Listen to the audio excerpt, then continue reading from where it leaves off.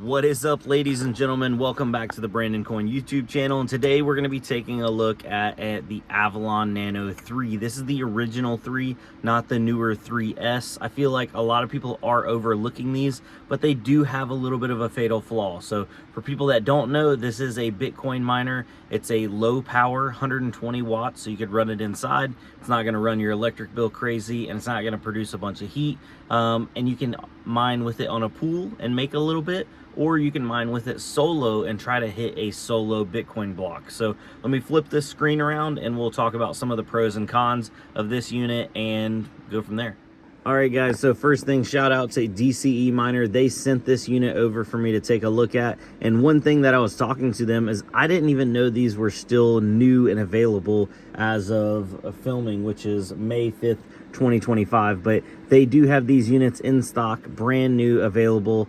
So you can still buy them. I thought these were getting 100% replaced by the Nano 3S, which I guess it will eventually, but not for right now. So a quick little spec list on these bad boys. They do 120 watts. They run off of a Type-C adapter. They do ship with a genuine Can-Am power supply, but you can run them on an aftermarket power supply as long as it is the correct specification. So now, what do they earn, or what do they make? Well, they do right at 4 terahash if you run them on high, and that's not a lot, but right now in today's difficulty and also Bitcoin price, that comes out to right at about 20 cents a day is what it earns. The problem is it burns about 29 cents a day at a 10 cent per kilowatt electric rate. Some people do have cheaper than that, so these units can be profitable day from day, but most people have at least 10 cent, if not more expensive.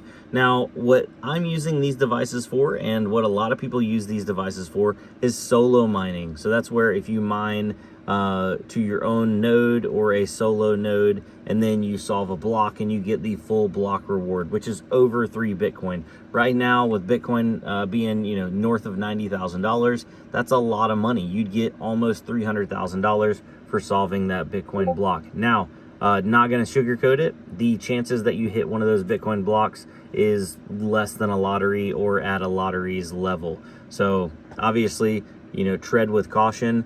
You could earn about 211 Satoshis per day, or if you mine solo, you earn nothing unless you get that full reward. Now let me move back over here and show you what this bad boy's fatal flaw is and how I'm going to remedy it. So these units, in my opinion, overheat.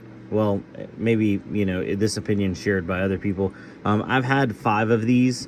2 of them have completely died, and I do have 3 of them still running, but I have them running in low power mode because in medium or in high mode, they overheat, and I just don't want to kill them. So I have this unit. It's brand new. The first things I do is take these little screen covers off.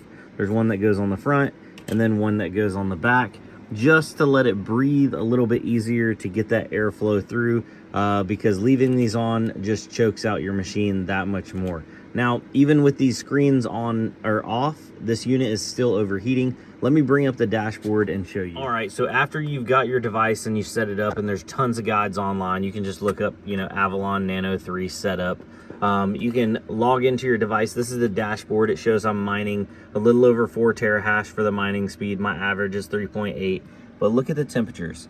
So 32 degrees Celsius on the T, and then 90 degrees Celsius on the H0. 90 degrees Celsius on anything, 91 right now. That's too hot, ladies and gentlemen. That will lead to damage over time, in my opinion. Some people think, oh, 90 degrees, that's fine. I don't like running that high of temperatures on anything electronics wise. So I did it earlier. I just did a little test where I literally set this device up in front of that fan, and it dropped temperatures by about 5 degrees. And that's not with me directing any kind of airflow. That's just literally having some air go into the back of it to help those fans push air across the heatsink. So that told me that obviously I could open this thing up and add more heat sinks, but just increasing airflow is going to help initially as well.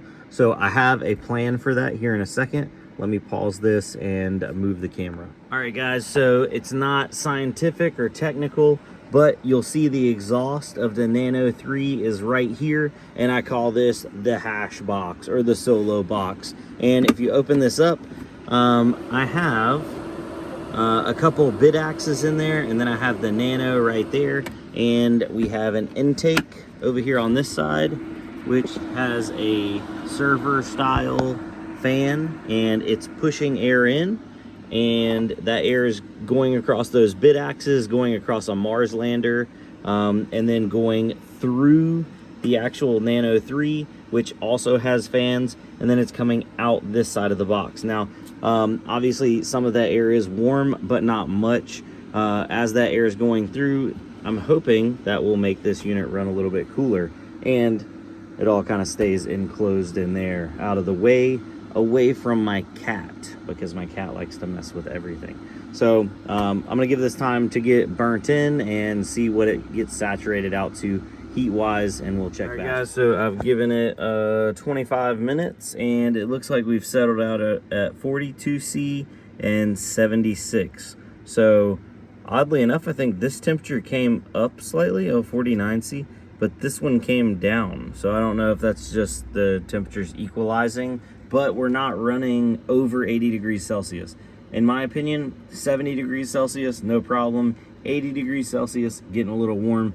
90 plus degrees Celsius is too hot, in my opinion. Some other people may say otherwise, but I feel good where we're at now.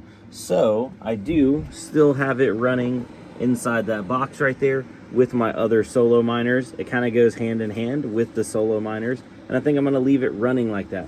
Now, one of the big pros, and I did want to go over the fact that these things are reasonably priced still. Let me get the website up. So from DCE Miner, these bad boys are $159, and they do include, and it looks like they do have black, white, and yellow in stock, but that does include the factory power supply. If you, I apologize about that. I just got a phone call, always right in the middle of my video clips. But anyway, guys, if you end up getting one of those, heck yeah, come join us. We are starting out testing on a community Bitcoin solo pool where you'll be able to earn some rewards just for being connected. So if that interests you, comment down below. Come over in the Jellyfish Discord, and we'll get you in the right direction. It's not fully fleshed out yet, but we're getting there. Anyway, guys, I'm going to jump off here. I hope y'all have a good one. I'll see you on the next one. Adios.